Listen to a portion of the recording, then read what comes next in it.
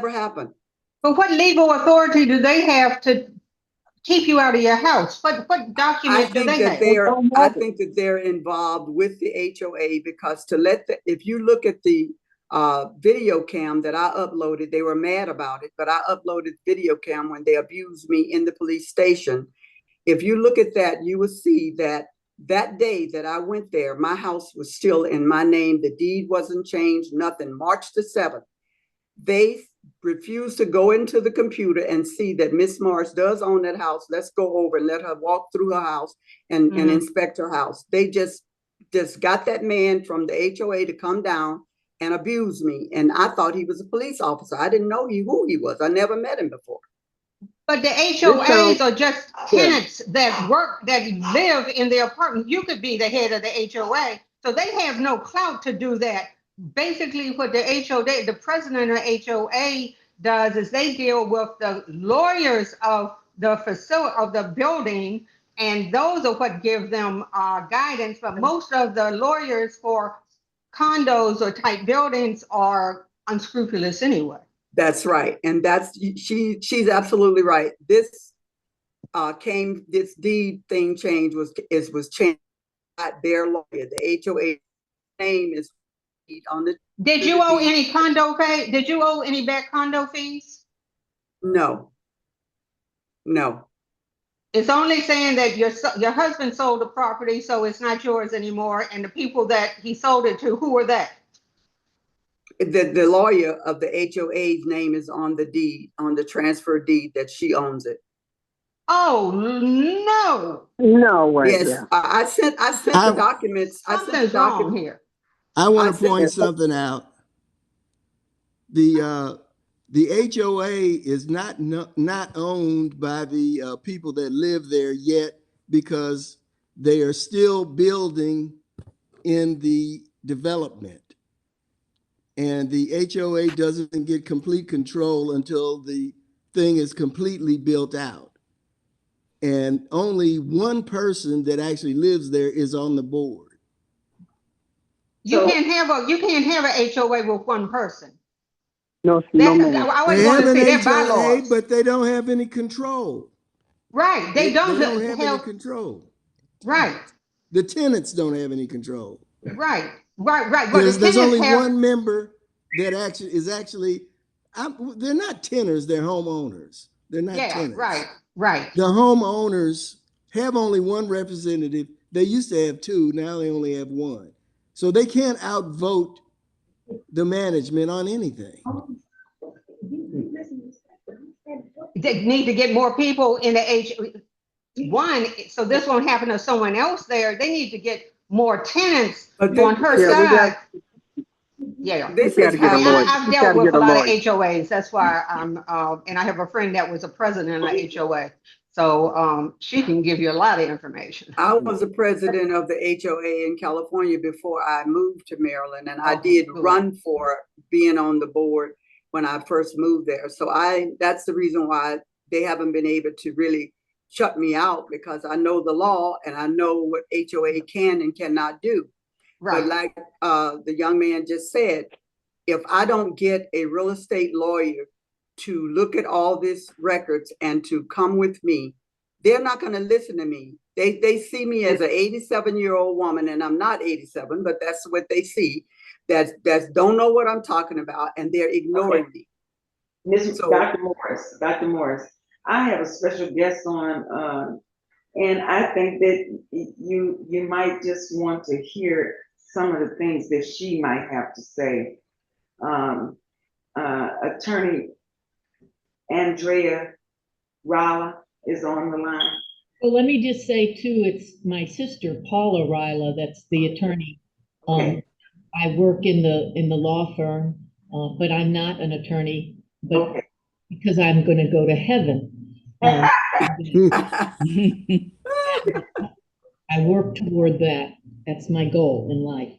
Where are you? The house you're talking about, is it in Cook County or in a different? No, it's in Hartford County, HARFORD, because there's two HARTFORD, but I'm in HARFORD.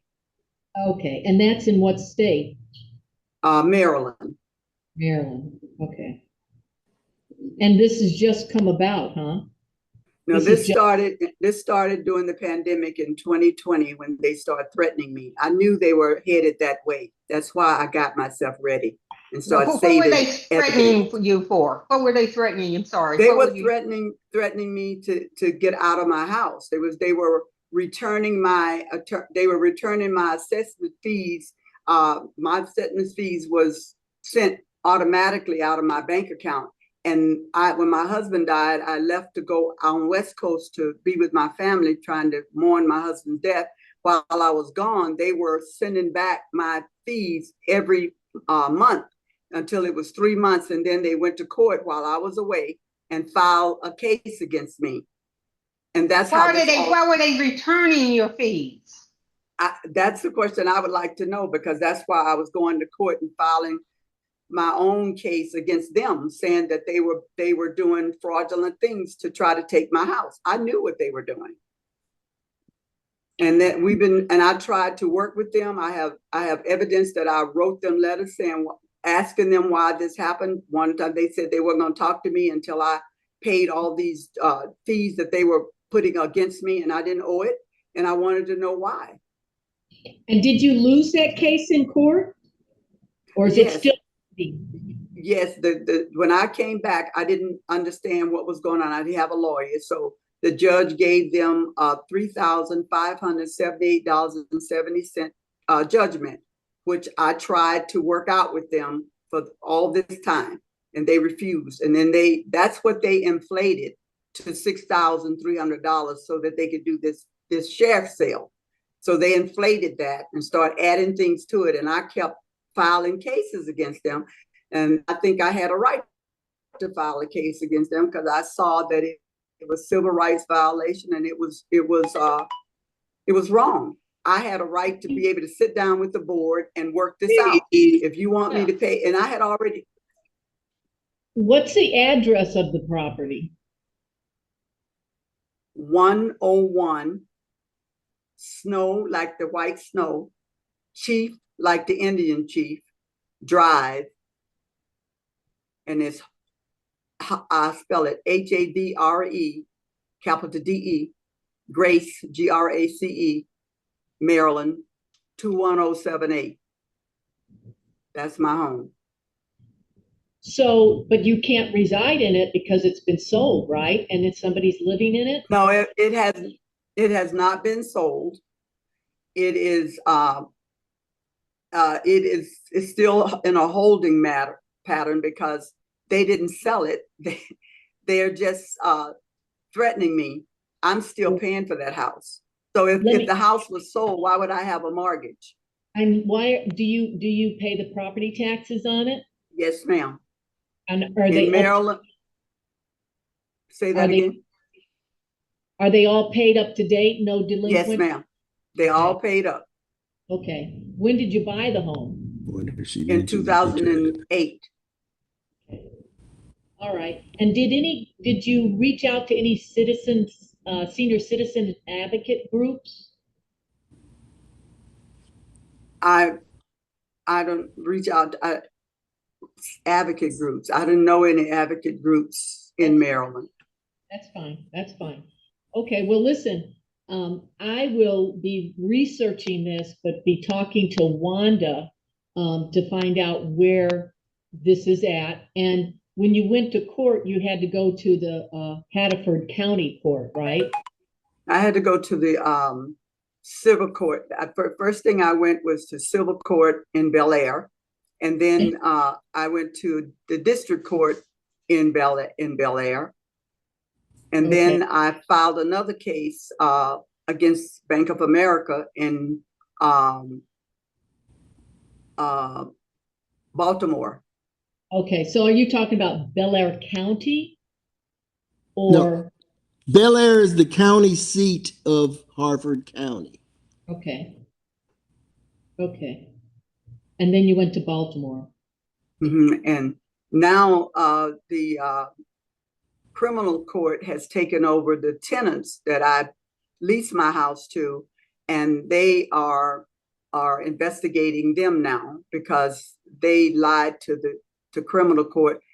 I think it was a deflection. They was trying to shut me down because I was continuing to write. I sent everything to Wanda. Wanda, I sent today all the documents. You could look at, I mean, it was like 7 or 8 documents to show you it's fraud, and it's blatant fraud. And Wanda, how did you get in touch with Dr. Morris? Dr. Morris, how do you know Wanda Carter?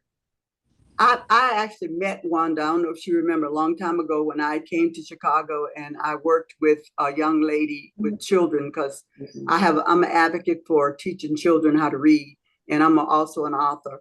So I came and they did a big book signing for me, and I met her, and Glenda has been my friend since 2002.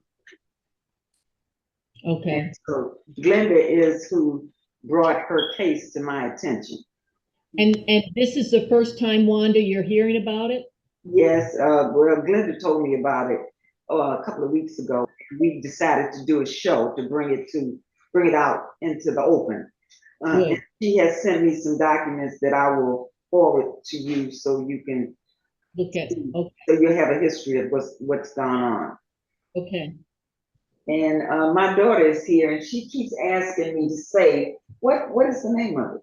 No, I was just saying there's several organizations in your state that offer free services pro bono.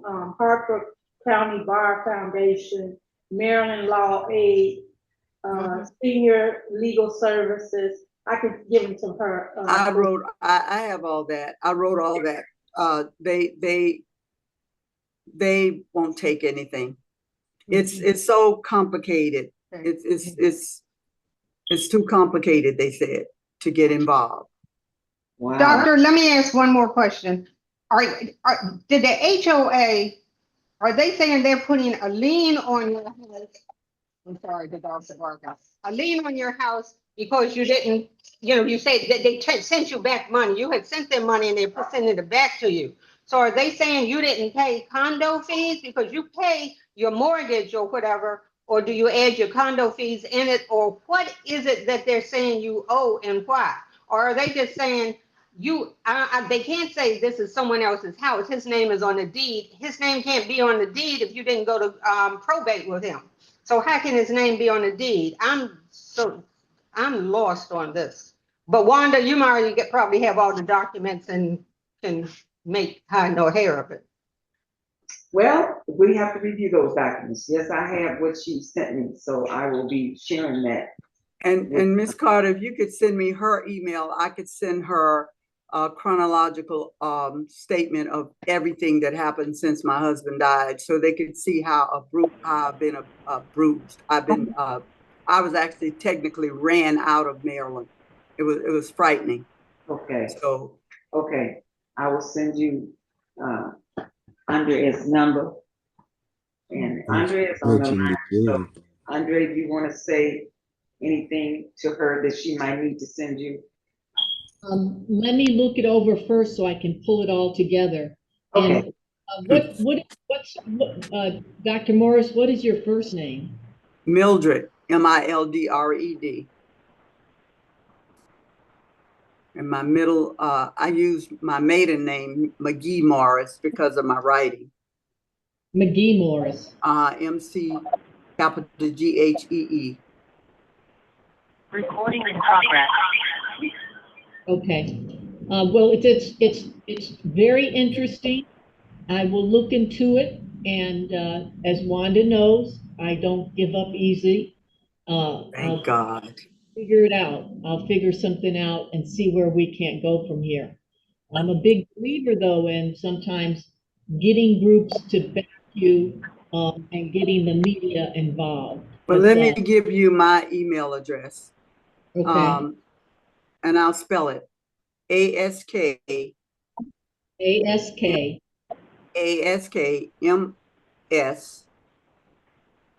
MILLIE 2022 @gmail.com. Okay. Ask Miss Shelley 2022 @gmail.com. Okay, ask Miss Millie at 2022gmail.com. That's good. Well, I saw the topic. I can't always log on when Wanda has her great shows, and she's really really fortunate to have Wanda Carter hold this program Women to Women, because we've addressed so many things. I just can't always get on at the time, because Wanda, I think you have 3 a month. I'm always so grateful when you come on, Andrea, because she just helped me so immensely. I told y'all about my situation with my property, and this woman has been there at the forefront. She's had her attorneys working with me. I mean, it's just her whole office. It's just been wonderful. And when you meet somebody like that, you know that God is in the blessing business, because I couldn't have done any of this that I've done without her help. So I want to say thank you so much. We're still sewing things up. You know, I'll tell you something very quickly. I want you to know, I want your audience to know this. You know, I'm in Cook County.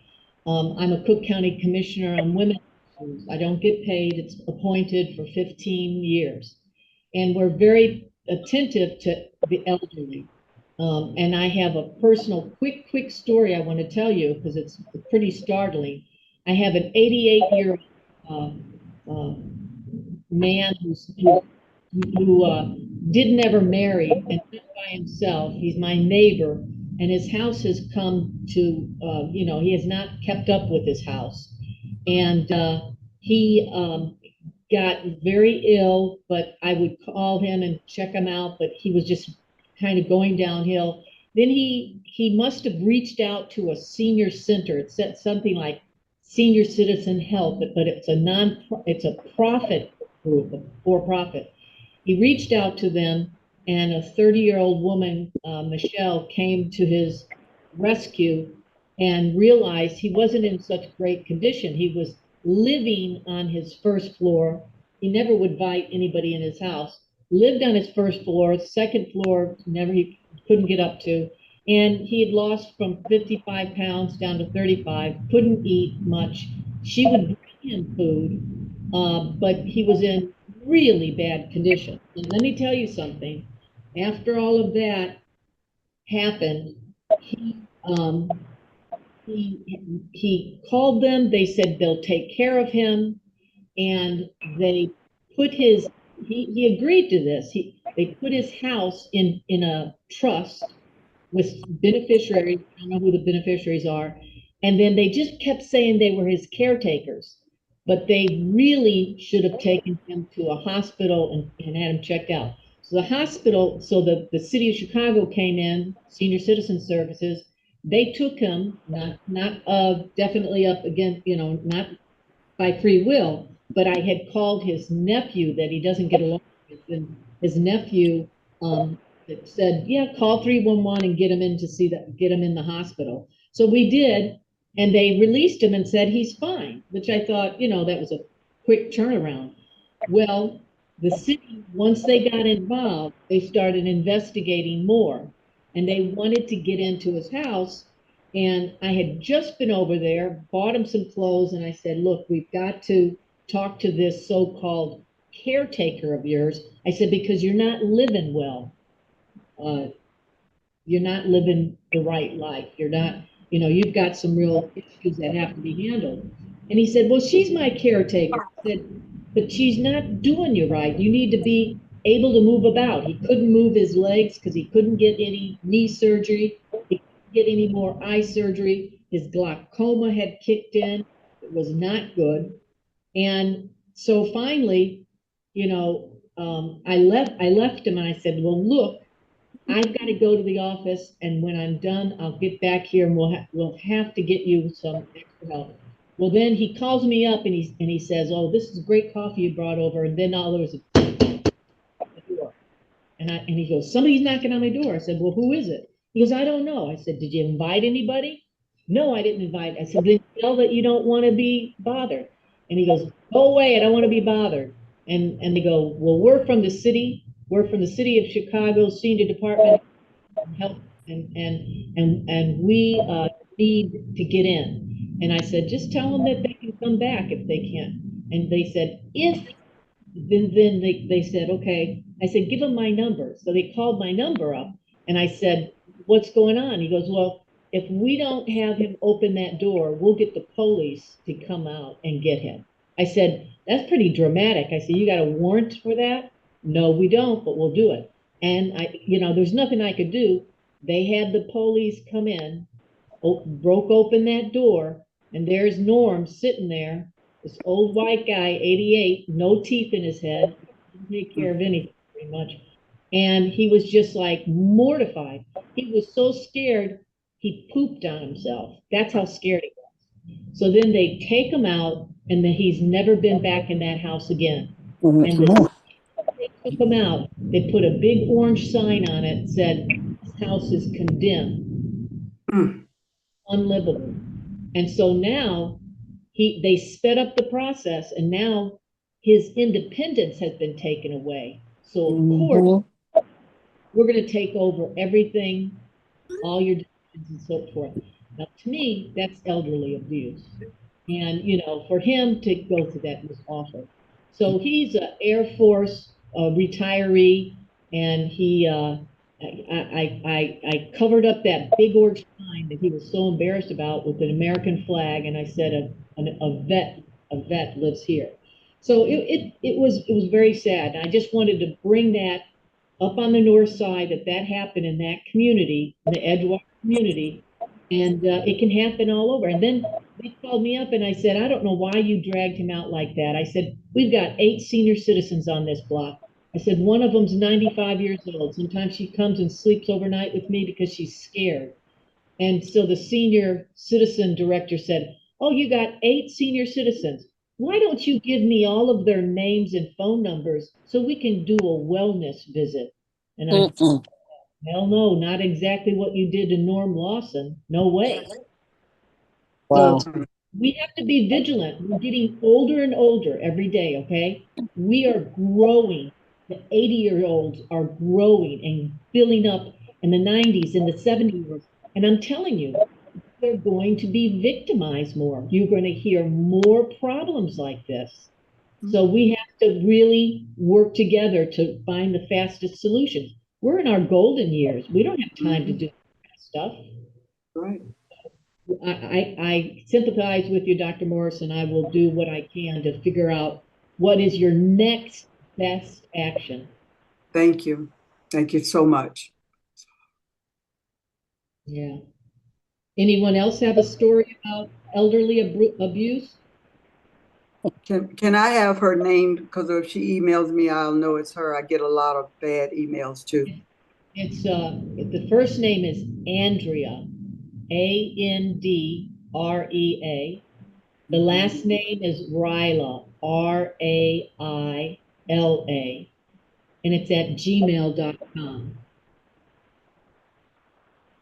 It's just a shame hearing your story.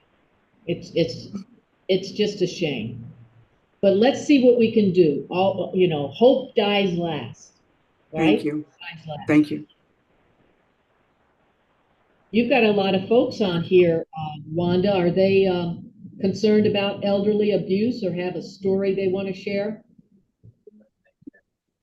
Mine has substandard ventilation.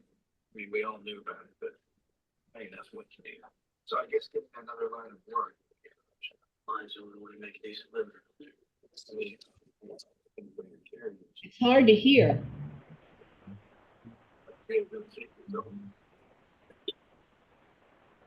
Did you hear that, Wanda? I can't hear. Wanda, you're mute. Oh, okay. I'm sorry. I'm just talking.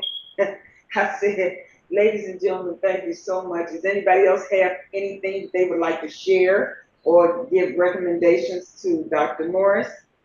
Anybody else?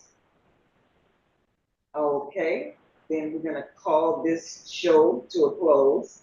And Dr. Morris, I'll be in touch. Thank you. Thank you so much. Yeah, absolutely. And we're going to do all that we can to assist you. Thank you. This is the guy that they took away, and there he sits in the hospital waiting for his day in court, I guess. but Oh, it's a bad situation for him. yes, it is. I think all of you that have joined us know that we need to fight for our elderly people. And with the federal government taking all the money away from these organizations that are so helpful and all the things that are going, we just have to be vigilant more than ever before. Yes, I agree. I agree 100%. Dr. Morris, would you like to give us a closing statement, and we're gonna close out and come back? Well, Sister Carter and Andrea, I really appreciate, I don't know how many of my friends came on, but I did send this out to at least 20 or 30 of my very close friends that love me and I love them. I just want to say that I feel so relieved that I was able to speak today because I have been shut down for 5 years.